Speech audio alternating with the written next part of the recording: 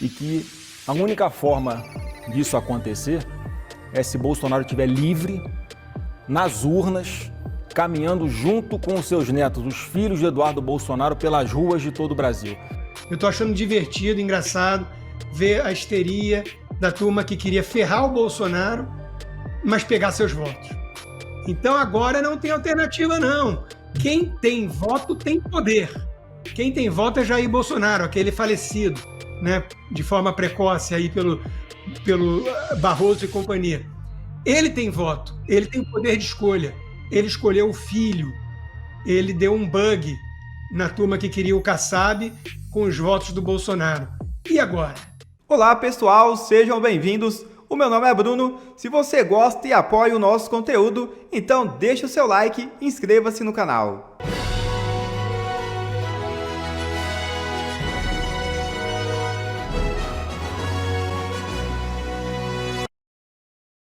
Pesquisa mostra o que Lula mais temia. É isso mesmo.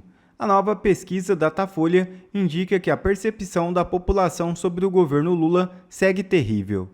De acordo com o Instituto, somente 32% dos entrevistados avaliam a administração de Luiz Inácio Lula da Silva como ótima ou boa, enquanto 37% a classificam como ruim ou péssima. Outros 30% consideraram o governo regular. A avaliação pessoal do petista é ainda pior. Segundo o Datafolha, 48% da população desaprova Lula, exatamente o mesmo cenário registrado na pesquisa anterior. E Flávio Bolsonaro revela o único preço para abandonar a disputa em 2026. É isso mesmo. O senador Flávio Bolsonaro reforçou neste domingo que só cogita abandonar a disputa presidencial de 2026 se houver a possibilidade de ver Jair Bolsonaro livre e novamente participando do processo eleitoral. Em entrevista ao Domingo Espetacular da TV Record, o parlamentar afirmou que esse é o único preço aceitável para retirar a sua pré-candidatura. Durante a conversa com a emissora, Flávio declarou, abre aspas, meu preço é justiça. E não é só justiça comigo, é justiça com quase 60 milhões de brasileiros que foram sequestrados, estão dentro de um cativeiro, nesse momento, junto com o presidente Jair Messias Bolsonaro. Então, óbvio que não tem volta. A minha pré-candidatura à presidência da República é muito consistente. Fecha aspas. Declarou Flávio Bolsonaro. Em seguida, reforçou que abandonaria a disputa apenas se Bolsonaro estiver livre nas urnas, caminhando com seus netos, filhos de Eduardo Bolsonaro, pelas ruas de todo o Brasil. E após o anúncio da pré-candidatura à presidência da República, essa é a primeira entrevista exclusiva do senador Flávio Bolsonaro. A pergunta se impõe. Você disse que teria um preço para desistir da candidatura. Qual é esse preço? O meu preço é justiça. O meu preço é justiça. E não é só justiça comigo, é justiça com quase 60 milhões de brasileiros que foram sequestrados, estão dentro de um cativeiro nesse momento, junto com o presidente Jair Messias Bolsonaro. Então, óbvio que não tem volta. A minha pré-candidatura à presidência da República é muito consciente. Ela é para representar grande parte da população brasileira que não aceita mais essa quantidade enorme de desmandos.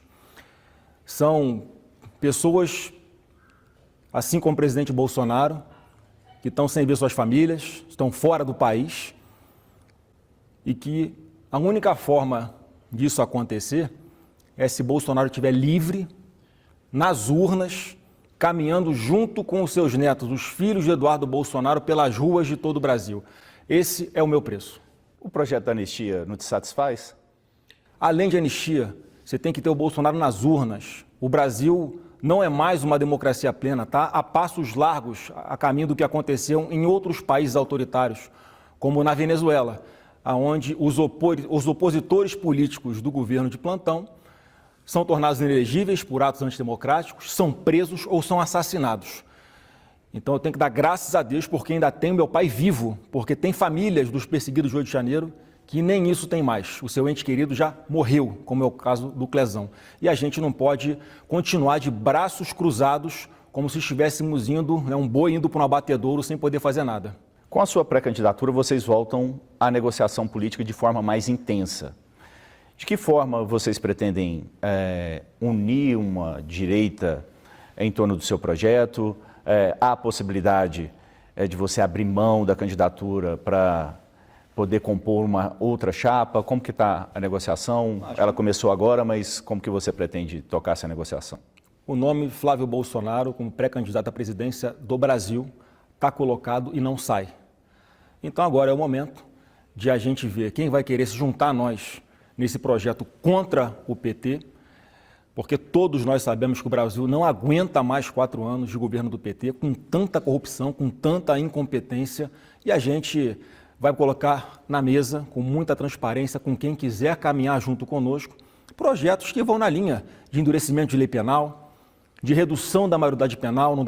Não dá mais para aceitar, Nolasco, menores de idade metendo arma na cabeça de mulher para roubar a bolsa dela no meio da rua, e se aquele menor não gostar da cara dessa moça, ele dá um tiro nela e vai embora para casa como se nada tivesse acontecido, com a certeza que ele não vai ser preso. Então vai ser um projeto muito simples. E eu digo mais, não é uma escolha sobre pessoas, se é o Flávio Bolsonaro ou se é qualquer outro. A gente vai escolher qual caminho que o Brasil vai ter daqui para frente. Esse caminho que a gente está vendo de ruína, um caminho de trevas, um caminho de perseguição, de ódio, de briga, ou um caminho da prosperidade, que é o que nós vamos propor. É um caminho de segurança pública de verdade, de libertar as pessoas que estão hoje vivendo sob o domínio de milícias, de traficantes, de um governo paralelo de crime organizado. Se nós vamos tirar essas pessoas desse cativeiro que elas estão hoje, ou se vai permanecer do jeito que está. Se nós vamos nos aproximar de democracias e trazer investimentos de fora para dentro, ou se vamos continuar com o atual governo que manda o seu vice-presidente da República ir na posse de um integrante de uma organização terrorista chamada Hezbollah lá no Oriente Médio. Então está muito fácil de você saber para qual lado você vai. Por isso eu estou convidando todos aqueles outros partidos que queiram caminhar conosco, que esse vai ser o projeto que nós vamos botar na mesa, porque eu vou ser duro na segurança pública. Eu sou uma pessoa centrada, eu sou uma pessoa ponderada, eu conheço Brasília, eu sei fazer política, mas eu também sei ser Baygon quando me interessa.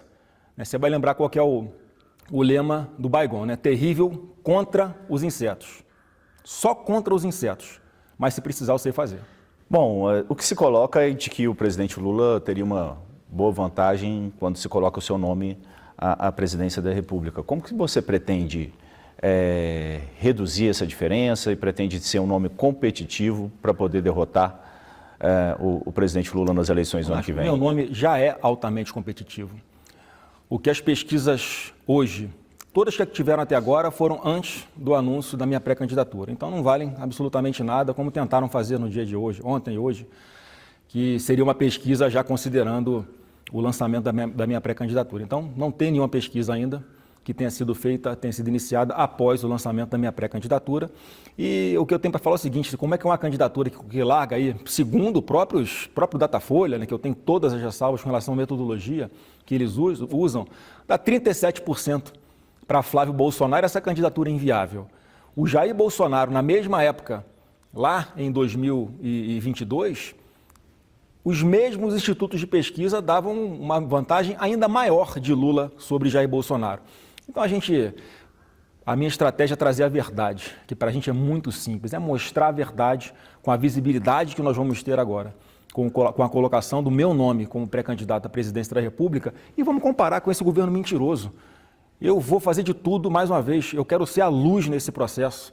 E o inseto só ataca a luz, o inseto não ataca uma lâmpada apagada, porque o brilho da luz tira da escuridão todas essas trevas, traz a verdade.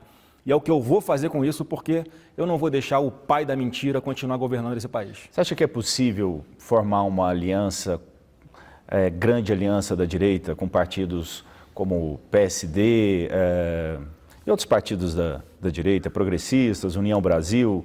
Você acha que é possível atrair para o seu nome todo esse apoio?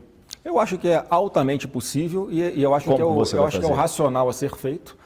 Mas eu vou fazer o convite com todos, respeito os partidos que estão colocando outras candidaturas neste momento. Não é o momento de tomar decisão de nada, falta muito tempo para a eleição ainda. Acabou que as circunstâncias aqui que nós entendemos que era melhor fazer essa opção agora, até para dar um norte não só para todo o Brasil, mas também internamente e para fora do Brasil, de que nós temos um projeto que é um projeto sólido, é um projeto irreversível e é um projeto de resgate do Brasil. E, por acaso, vai ser o Flávio Bolsonaro que vai colocar esse projeto na mesa e todos os partidos estão convidados a caminhar conosco. Se não for possível neste momento, respeito a todos, gostaria muito que todos já no primeiro momento estivessem junto conosco, mas essa é uma decisão que vai sendo tomada com o passar do tempo, sem ansiedade, com muita conversa olho no olho, porque o Brasil tem jeito sim, mas a gente tem que virar uma chavinha, porque para redemocratizar o nosso país não vai ser fácil. A informação que eu tinha é de que o ex-presidente iria tomar uma decisão sobre quem representaria ele nas urnas no ano que vem, justamente só em 2026. Por que essa decisão foi antecipada? Eu acho que, na verdade, ele já tinha tomado essa decisão há algum tempo. Em diversas conversas anteriores, enquanto ele estava em casa, inclusive ainda, quando ele estava ainda no gabinete, indo para o gabinete dele aqui no PL em Brasília, e a gente já vinha conversando bastante sobre isso, já era um cenário que a gente sabia que podia acontecer. Então, essa foi a 4ª vez, na terça-feira, em que ele me disse que eu seria o candidato indicado por ele. Então, eu aqui, na verdade, segurei esse tempo todo, porque eu falava, pai, você tem que ter a convicção do que você está fazendo. Você tem certeza? Tem a convicção? E terça-feira falou, tem a convicção, você tem que ser agora. E o trabalho que eu fiz, acho que foi conversar com o máximo de pessoas que eu pude antes disso se tornar público, porque a partir do momento que você tem a primeira, a segunda conversa, daqui a pouco é natural que alguém conversando com outras pessoas, não por maldade, acabe chegando a conhecimento da imprensa e muitas pessoas sendo pegas de surpresa, o que eu não queria. Mas foi da forma que tinha que ser, então no momento certo, porque a partir de agora nós temos sim uma linha, a gente tem um norte e eu vou ser sempre muito transparente, muito direto, muito objetivo em qual é o meu projeto. Mais uma vez, eu sou um Bolsonaro ponderado, eu sou um Bolsonaro centrado, mas eu sei ser um Bolsonaro duro quando tiver que ser. O projeto de vocês para 2026 sempre passou muito pelo Senado Federal. Isso vai continuar sendo uma prioridade, fazer a maioria no Senado Federal? Nolasco, a presidência da República, para mim, é a cereja do bolo apenas. O bolo são os deputados e são os senadores. Não adianta você sentar na cadeira de presidente da República se você não tiver a Câmara e o Senado. Então essa vai ser uma eleição mais do que nunca, que nós vamos insistir. E isso também, eu acho que os partidos têm que começar a colocar isso na balança, se vão inicialmente querer caminhar conosco ou se vão querer lançar os seus próprios nomes. Porque nós vamos para uma campanha, eu vou para uma campanha pedindo voto para mim, se eu for escolhido pelo partido na convenção. Essa é uma formalidade que eu tenho que cumprir, eu não posso falar que eu sou candidato, eu sou um pré-candidato à presidência da República. Então a minha campanha vai ser junto com os nossos candidatos a deputado federal, deputado estadual e governadores. Nós temos mais de 15 palanques de governadores de centro-direita, que não necessariamente estão no PL e que vão ser muito importantes, não só para o nosso projeto nacional, mas também para os projetos locais que nós comecemos a andar juntos desde o início da campanha. Tarcísio de Freitas, governador de São Paulo, qual que é o papel que ele vai ter? Talvez seja um dos principais papéis nas eleições de 2026, porque São Paulo é o maior colégio eleitoral do Brasil, é o estado com maior importância em questão de PIB em geração de empregos, é uma potência, né? O orçamento de São Paulo fica abaixo do orçamento da União. E o Tarcísio é um craque, o Tarcísio é o camisa 10 dessa seleção, desse time que nós temos. E eu confio muito que nós vamos começar a ganhar essa eleição lá em 26, a partir de São Paulo, com o Tarcísio no palanque, com a aprovação maravilhosa que ele tem, com o trabalho maravilhoso e bem avaliado que ele tem, o time dele ali qualificado, eu não tenho nenhuma dúvida não, que nós vamos partir de uma diferença ainda maior em relação ao PT nas eleições de 26 do que nas eleições de 2022. Então o Tarcísio é uma peça fundamental nessa engrenagem. Tive contato com ele, foi a primeira pessoa com quem eu falei antes de começar a falar para outras pessoas qual tinha sido a decisão do presidente Bolsonaro. E comigo ele foi absolutamente transparente, direto, pode contar, estamos juntos. Eu não vou ficar cobrando do Tarcísio que ele se manifeste publicamente, porque ele já falou por várias vezes que o objetivo dele é ser candidato à reeleição no governo de São Paulo. Após essa conversa, ficou pacificado que o governador vai disputar a reeleição e você a presidência da República? Como que foi essa conversa? Não, no meu entendimento, sim. Que foi o que ele sempre falou de público e o que ele falou para mim também em particular, e ele tem essa consciência da importância do papel dele nessas eleições, e a partir do momento que o presidente Bolsonaro tomou esta decisão, e não foi uma coisa assodada, foi muito pensado, foi muito refletido, ele, como sempre fez, eu tenho a convicção de que ele vai seguir aí o feeling do presidente Bolsonaro, que é o mesmo feeling que levou o Tarcísio a ser governador de São Paulo, um carioca flamenguista que ninguém acreditava que tinha um perfil para ser. Ele não só se elegeu junto com o Bolsonaro, mas está dando uma aula de como governar um estado importante na nossa nação.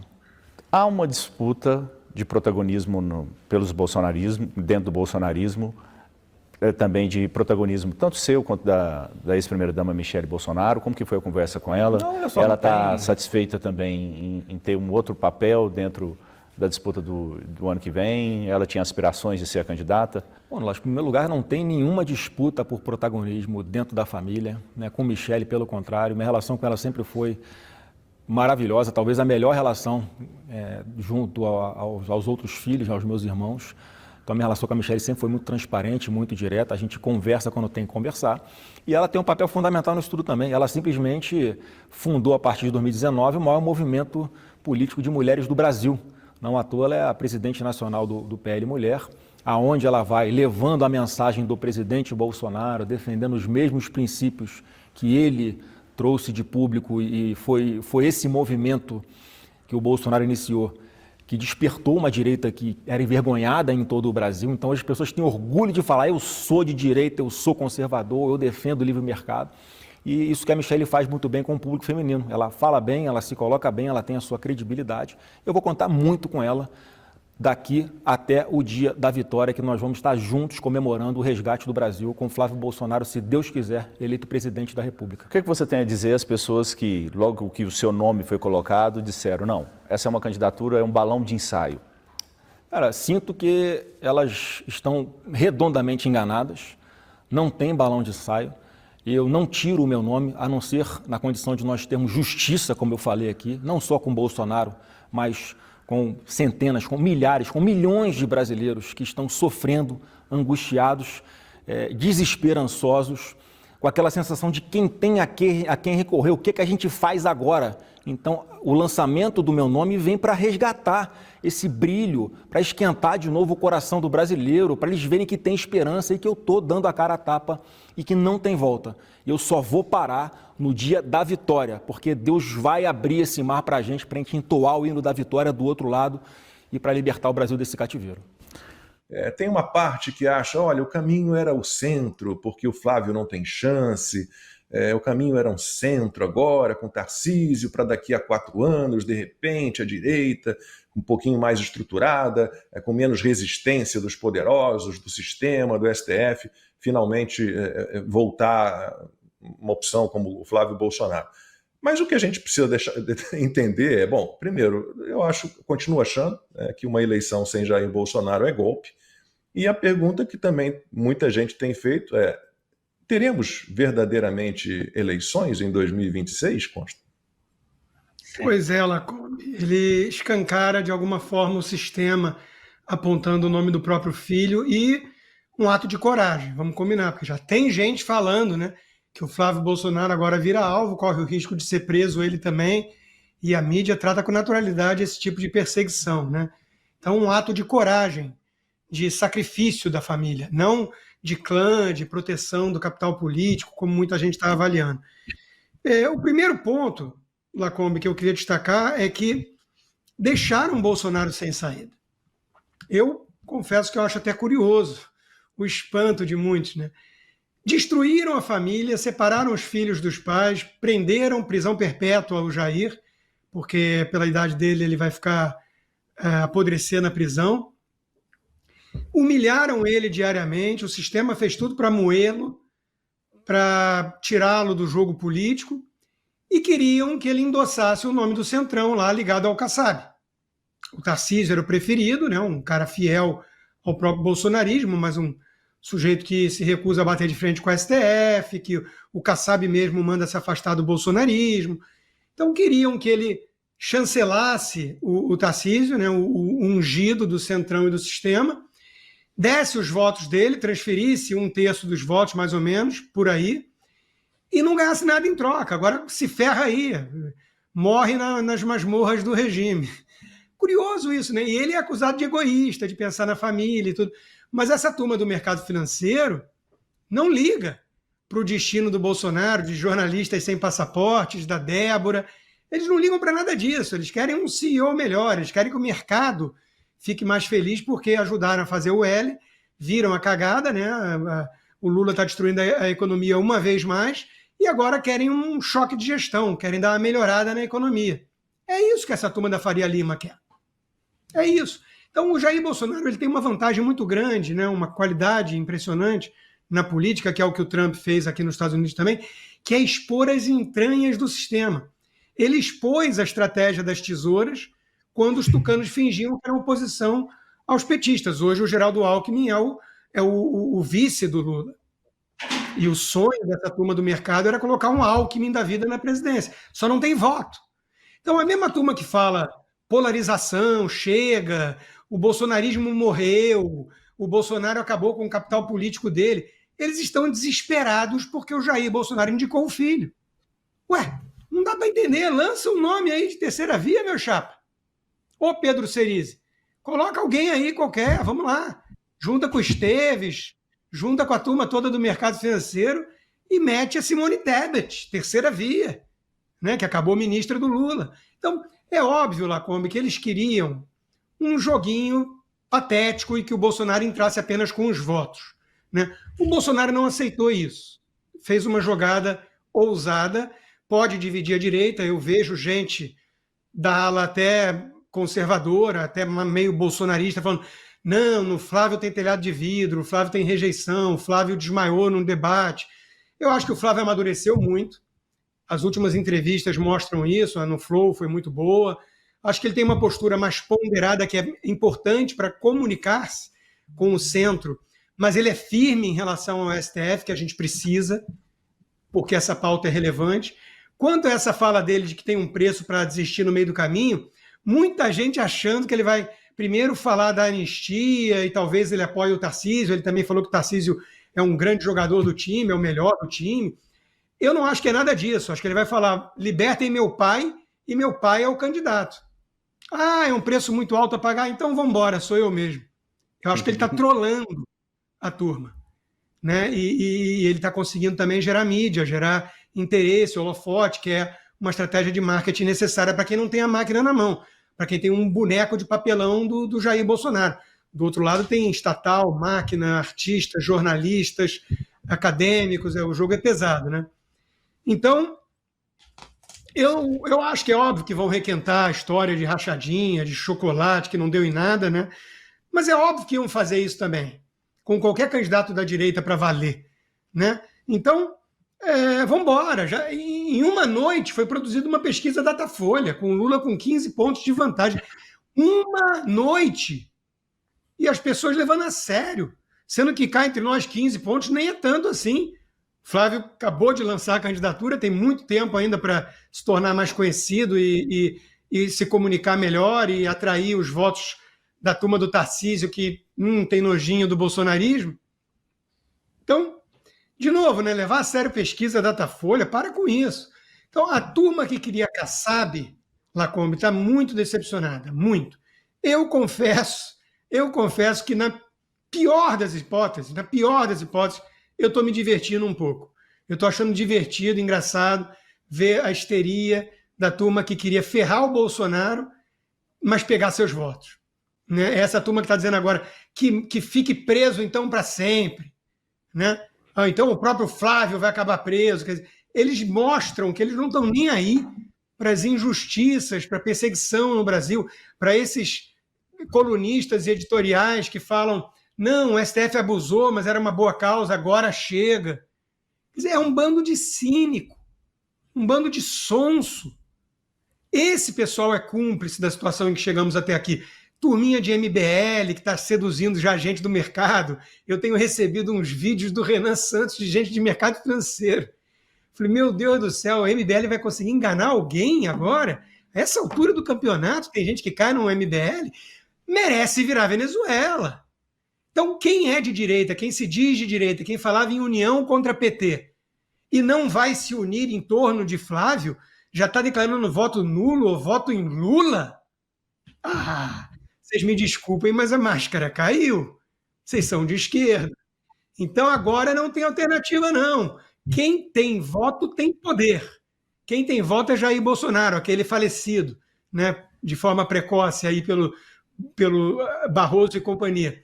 Ele tem voto, ele tem poder de escolha. Ele escolheu o filho, ele deu um bug na turma que queria o Kassab com os votos do Bolsonaro. E agora? Quem é que é a direita para valer e quer tirar o Lula? Tem que se unir em torno do Flávio.